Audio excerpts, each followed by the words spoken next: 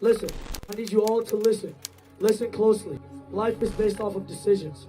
It's not about what you're dealt, it's about how you deal with it. In every situation, you must keep your eyes and your mind open at all point in times. Your decisions are what pave your destiny. Fuck what anybody says about you. Fuck what anybody does to you. It's how you deal with it that matters. You are all gods of your own. You are all gods. You are all geniuses. You are all stars. You are all super fucking stars. You are all the greatest beings in the fucking planet. You just have to make the right decisions. And that's all that matters. I love you all, and thank you for having me. This is my fucking dream. I love you. I love you all. Good night. Developing right now, a search for a killer in South Florida after an up-and-coming rapper is shot dead. 20-year-old José Onfroy, known as rapper xxxtentacion, has died.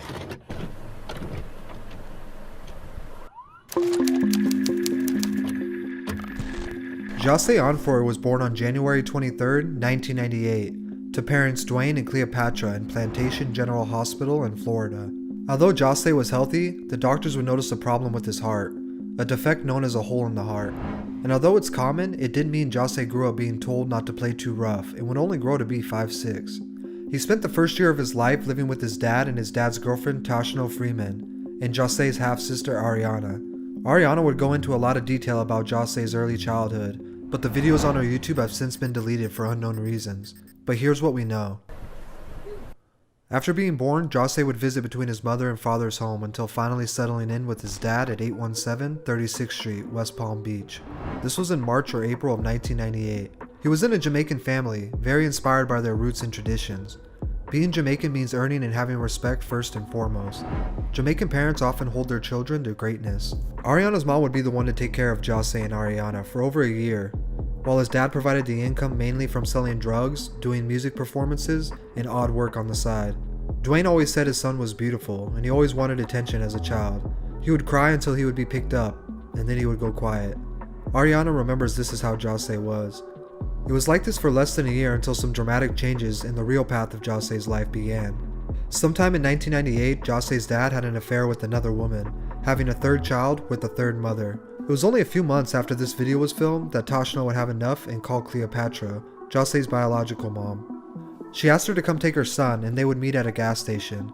From there, he would be taken care of mainly by his mother. This didn't mean he didn't have a connection with his dad and Ariana though. They were often visiting on the weekends, and his dad would babysit when needed. His dad loved José, and he tried to provide for him even with the new living arrangements. But this meant most of the time, José was with his mom living in Pompano Beach. She was a single working mom as a stripper and couldn't always take care of José, since he demanded so much attention. She often sent him to babysitters or his grandmother Colette Jones' house. Sometimes her brother, José's uncle, would be over days at a time, and he'd watch José. When he needed attention most growing up in his adolescent life, Cleopatra often had different guys over and gave little to no attention to José for how much he needed. Although she took care of him the best she could, she was having internal problems of her own, with Dwayne leaving, being stressed with relationships, and taking care of José. He never blamed her. He loved her his whole life with deep respect and admiration. In elementary, his mom made sure money came first, and always took care of that for José. As long as he had clothes, food, and a place to stay, she thought she was providing the love and attention he needed. He was mostly the outcast kid because of this, but he had some friends, just different from other kids. He was either respected or feared. Everyone knew José didn't like bullies, and he would stand up to them, even if it was for other people. He wasn't afraid to be himself. However, sometime in 2004-2005, when he was 6 or 7 years old, two significant events that shaped José's future for the worse would happen. Although José and his uncle were around each other often, it wasn't always a good thing. His uncle was known to suffer from depression and have outbursts. Sometimes during these outbursts, he would take it out on young José, and he would get physical with him. José being young, he didn't understand at the time why this was happening.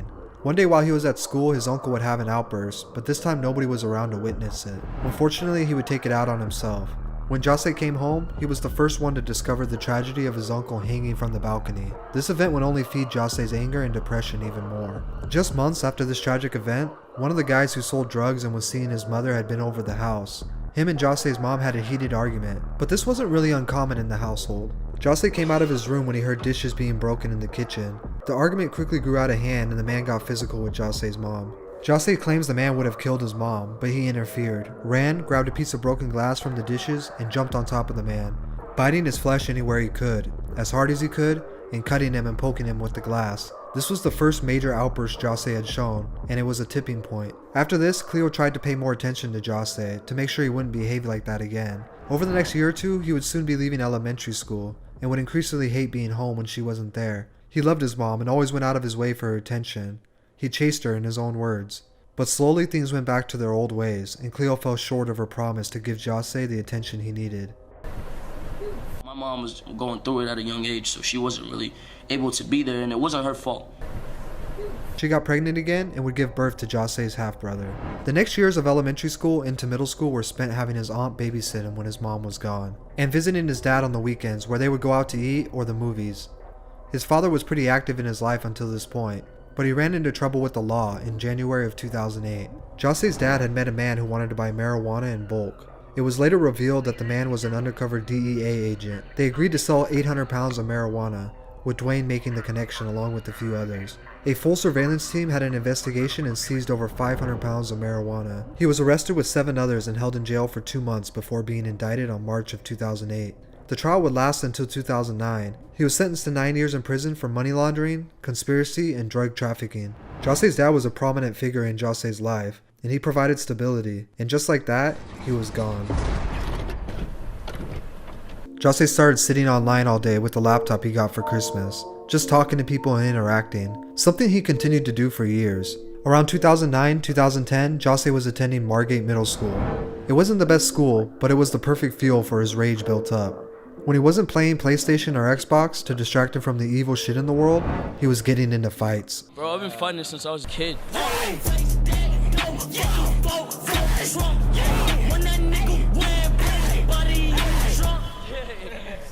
This eventually led him to get suspended and then kicked out, but he had stopped caring about report cards or school in the 6th grade. He had completely failed this year, even though he got straight A's the year before. Him and his mom argued over things like this because she wanted him to do great academically and go on to great things, but Jose knew that wouldn't come from schooling and being a well-behaved student. Jose is who he is because of being himself, and his mom didn't understand that part of him. He changed dramatically from 2010 to 2011. He changed his style and his clothes to something more similar that he liked. This was the beginning of a transformation from pretty boy to something unique that represented him better. After he was held back and eventually expelled from Margate, he transferred to Lauder Lakes Middle School in the 7th grade. He really started to develop his style and taste into what he liked, Odd Future being one of his inspirations. He always had a few friends or girls talking to him. As he says, he was always friendly unless you did something to him. The only subject Jose actually enjoyed was history. Everything else about school just led to more fights. There's something about fighting that Jose loves. He fought for people who couldn't fight for themselves, but he also fought for fun and the thrill. He also admitted to fighting just to get the attention from his mom, because he knew she would have to give him attention after a fight. But over the years, the strain was getting to be too much for his mom. She would take him to stay with his aunt or friends for extended periods of time. When his aunt saw that Jose was interested in music, she wanted Jose to perform in the church choir. But at one of the recitals, once again, he fought one of the band members who Jose said kept bugging him. He even beat another kid with drumsticks. His outbursts were taking a toll on everyone around him, especially his mom. Over the next year, when he was finishing 8th grade and going on to high school, his mom would officially kick him out, but still try to be part of his life. He was drifting homeless and talks of this time as feeling lost. Jose ended up living with his grandmother, Colette Jones, who took care of him the best she could. She lived in the Owls of Inverary, a gated community popular for drug dealing and gang activity. He met kids in the neighborhood who were older, but he was just about to be a freshman. He was bouncing back and forth between staying at his grandma's and some of his friends' houses he had met in the community. His grandma was very religious. She would wake him up for church on Sunday mornings. She had a curfew for him, and if he wasn't home, the door would be locked. He avoided staying there as much as he could and preferred to stay at other friends' houses in the complex. He got into selling weed and taking drugs. He was feeling extremely suicidal. Weed would make him paranoid, so he did drugs like Xanax and Vicodin to numb himself. Most of these nights for Jose were spent just finding a place to sleep, trying to forget the world's problems for a night. But these problems would be small compared to what was coming. Please enter your jail number at the top.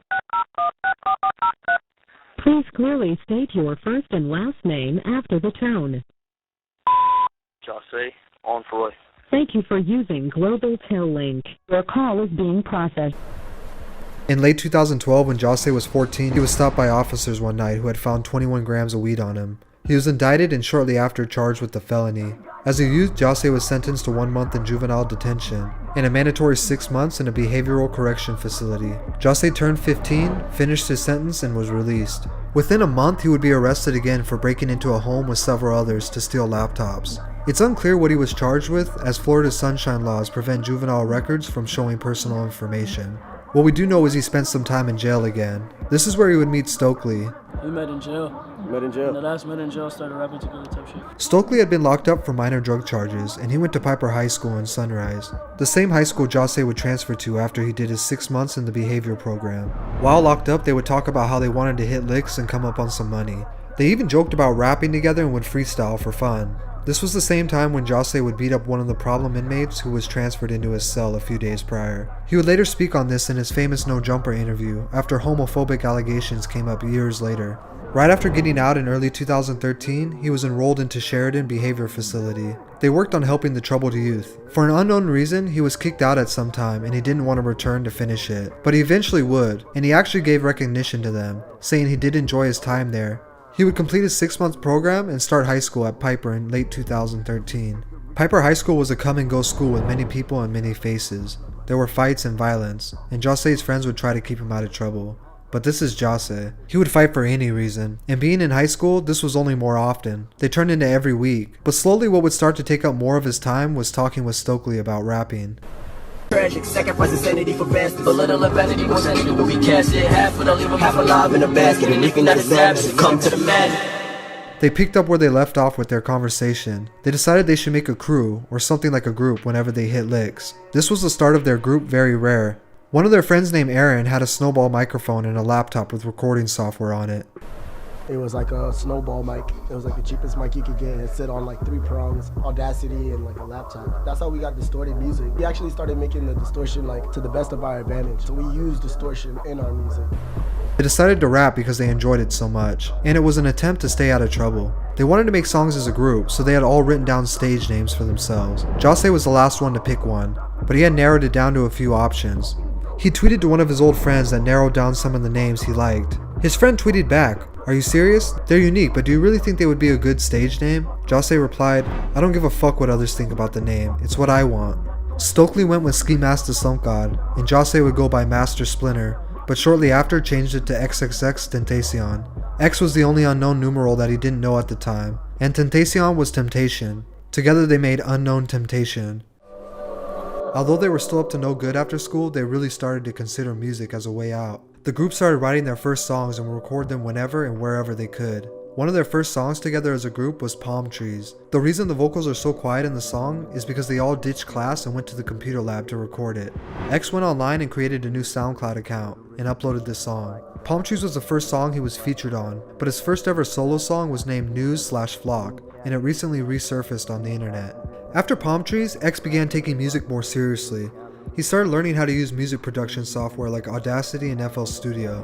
Slowly, he put together a few more tracks. X's friend Mitch Feck helped him transfer the songs from SoundCloud and organize them onto an EP that was released on DatPiff as Ice Hotel. X often got inspired from Japanese animation, and he would carry this aesthetic in almost every aspect for years to come. X began having conversations with the Very Rare group, asking them how serious they were about this rap shit. He wanted to make sure everyone around him wanted it as bad as him. He continued to slowly release music on SoundCloud, but would often later take it down, like his The Fall EP that was released at the end of 2014. X began recruiting new members to the group, but unfortunately the group's friendship began to strain. X and a group member named Nyora would get into a fight, and X and Ski Mask would leave the group to form a new one. As of right now, nobody's in Very Rare except me. Deadass. They named it Members Only. At first, the group only consisted of X and Ski Mask, followed by Absent Will, who became X's first manager. In 2015, they dropped their first tape, Members Only Volume 1. It consisted of songs exclusively by X, Ski, or the both of them. The songs all had a dark and gothic feel. X was starting to find his avenue of music, and he ran with it. Shortly after the tape drop, they started planning their next one, this time hoping to find more members to feature on the songs. They began recruiting rappers from their local hood and the South Florida hip-hop scene. Jose brought together a compilation of artists that it's big. It's phenomenal, bro. I never seen nothing like this. As they began performing at small shows and house parties, they started to meet more people in the Broward music scene. They were finally starting to gain a small following after people heard just how different their music was compared to other music out of Florida. The unique thing about Members Only was many of them didn't rap. In fact, X never minded this. He stated as long as everyone was doing something to progress the group, whether it was booking shows, doing artwork, or even making clothes, you had a spot on the team. The group grew to a substantial size of rappers, photographers, videographers, and clothing designers. When booking shows, X often got into it with promoters when he would request 20 people on his guest list. He really wanted everyone to eat. Members Only Volume 2 came out about 6 months after Volume 1. This time the tape featured more artists like Flyboy Tarantino, Enzo, Fuck It, and even a verse from the unknown Smoke Perp. This was a really important time in X's life. He began to see how his behavior, which through his entire life stunted his growth, was finally beginning to benefit him and his crew in the form of his music. Although he was starting to see the benefits of this behavior, it didn't mean his life was any easier. In fact, he was still fighting and getting into trouble. The group was starting to get recognized as the rowdy kids who started fights. One fight in particular would be filmed and uploaded to World Star Hip Hop, giving X his very first taste of going viral. This behavior, among other things, ultimately led to him being expelled from Piper High School. Even though his SoundCloud following was still small, his Twitter had a few thousand followers as a result of the fight videos. He would try to tweet all of his followers and get to know them, networking and making new friends every day. X began to enjoy the idea of figuring out social platforms and how to utilize them to his advantage. An early example of this was him removing songs from his SoundCloud to create a sense of scarcity to his music. Almost immediately, people began to search for these lost songs. X would later quote he hoped one day his lost music would be searched for and traded around like Pokemon cards. Too much of anything is a horrible thing.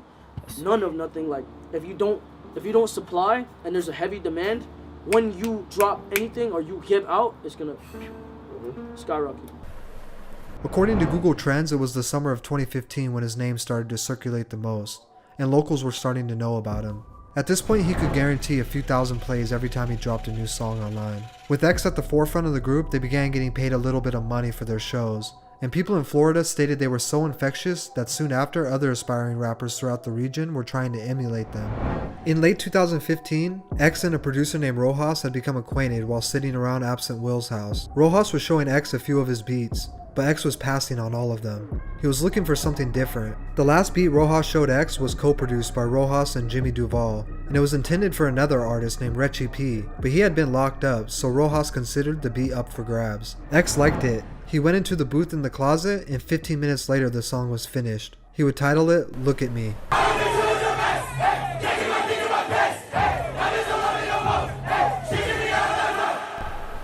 For a generation of kids on the brink of the worst mental health crisis in decades, X's music spoke to them, much like how he stood up for the kids at school who couldn't help themselves.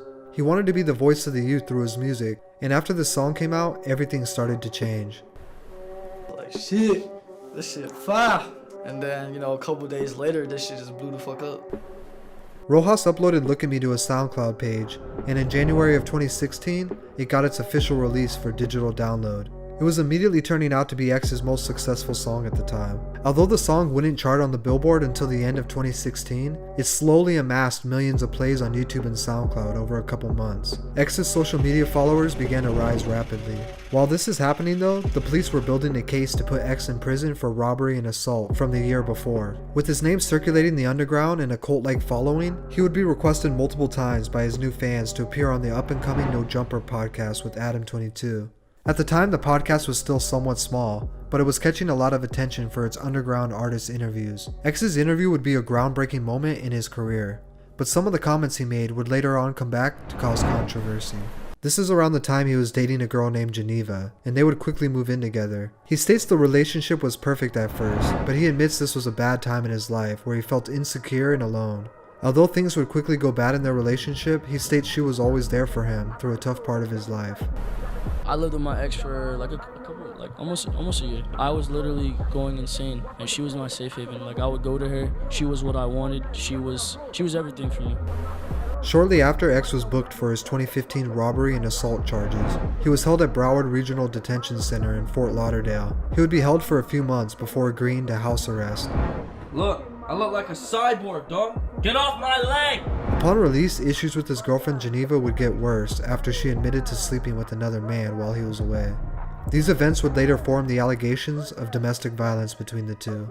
In October, he would be arrested once again for these allegations, and he would plead not guilty, but was still held for violating his house arrest. He would stay locked up for over 6 months. While behind bars, a combination of the allegations against him, along with the start of a beef with rapper Drake, would inevitably bring his name in front of a whole new audience. After Drake released a song titled KMT in early 2017, fans immediately noticed it carried a very similar cadence to X's Look at Me.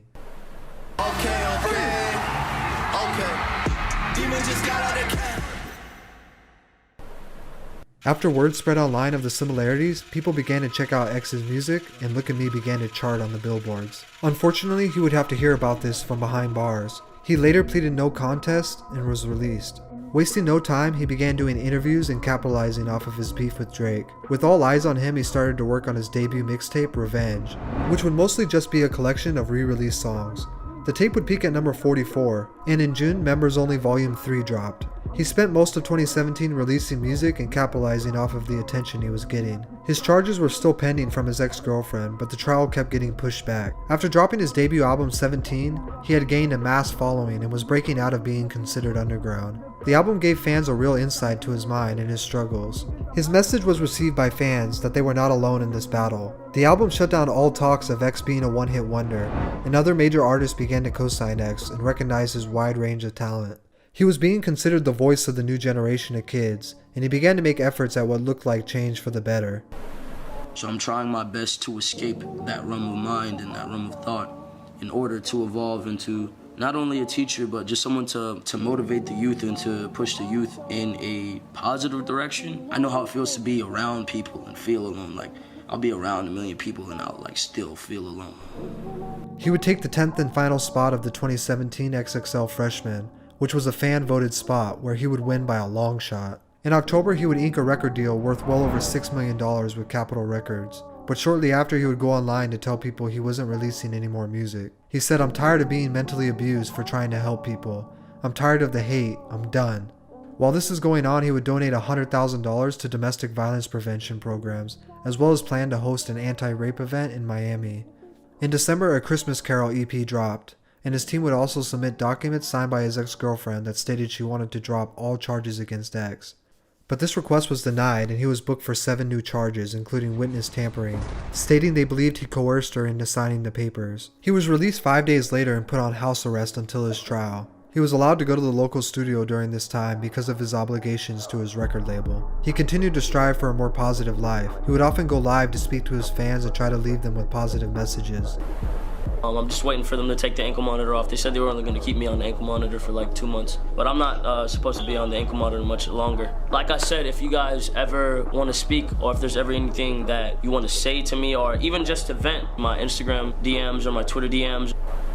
He launched his YouTube channel and began vlogging and connecting with fans through it. He also started his Helping Hands challenge, where he would go to different schools and donate items, speaking to the kids about their future. He released his song Hope, which was dedicated to the school shooting survivors, and sent his condolences. He began recording music for his second album. The album was released on March 25th, 2018, and it was titled ? xxxtentacion would make SoundCloud rap history, as his album debuted at number 1 on the charts. His single Sad reached number 7, giving him his first ever top 10 song.